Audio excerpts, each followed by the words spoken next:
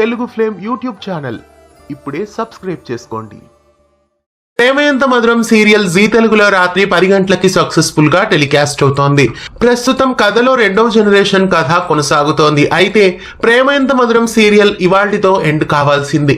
అయితే ప్రేమ ఎంత మధురం సీరియల్ ని మళ్ళీ ఎక్స్టెండ్ చేశారు. నిన్నటి ఎపిసోడ్ చూసినట్లయితే శంకర్ గౌరీ మెడలో తాళి కట్టే సమయానికి మొత్తం పాత జ్ఞాపకాలన్నీ వచ్చేస్తాయి. గత జన్మలో తాను ఆర్యవర్ధన్ అని గొప్ప ఇండస్ట్రియలిస్ట్ అన్న విషయాలన్నీ జ్ఞాపకానికి వస్తాయి.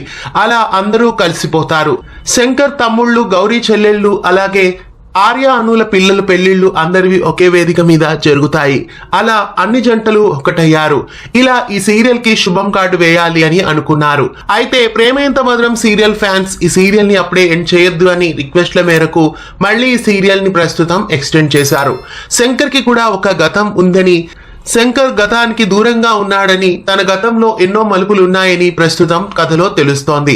కొత్త విలన్స్ మళ్లీ కథలో ఎంటర్ అయ్యారు. నటుడు జిఎస్ హరి ఎంట్రీ ఇచ్చారు. జీ తెలుగులో ఎన్నో సీరియల్స్ లో నటించిన జిఎస్ హరి ప్రేమ ఎంత మధురం సీరియల్లో ఇప్పుడు మెయిన్ విలన్ గా ఎంట్రీ ఇచ్చారు. శంకర్ ఇంతకాలం అందరికీ దూరంగా ఎందుకున్నారు? ఇంకా ఈ సీరియల్లో రాబోతున్న కొత్త క్యారెక్టర్స్ ఏంటి? కథలో ఎలాంటి మలుపులు ఉండబోతున్నాయి? రాయలసీమ ఫ్యాక్షనిస్ట్ల స్టోరీలా ఇప్పుడు రాబోయే ఎపిసోడ్స్ ఉండబోతున్నట్లు తెలుస్తోంది. మరి రక్తపాతానికి ఇంతకాలం దూరంగా ఉన్నాడా?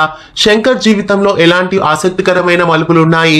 ప్రేమ ఎంత మధురం సీరియల్ ని ప్రతిరోజు రాత్రి 10 గంటలకి జీ తెలుగులో మిస్ కాకుండా చూడండి. ప్రేమ ఎంత మధురం ధారావాహిక ఇవాళ్టితో శుభం కార్డు పడి ఉంటే బాగుండేదా, లేదా ఈ కొత్త ట్రాక్ తీసుకురావడమే బాగుందా? మీకేమనిపిస్తోంది? మీ ఒపీనియన్ ఏంటి? ప్రేమ ఎంత మధురం సీరియల్ ఎండ్ అయితే బాగుండేదా, లేదా కొనసాగిస్తుంటేనే బాగుందా? కామెంట్స్ లో తెలియజేయండి.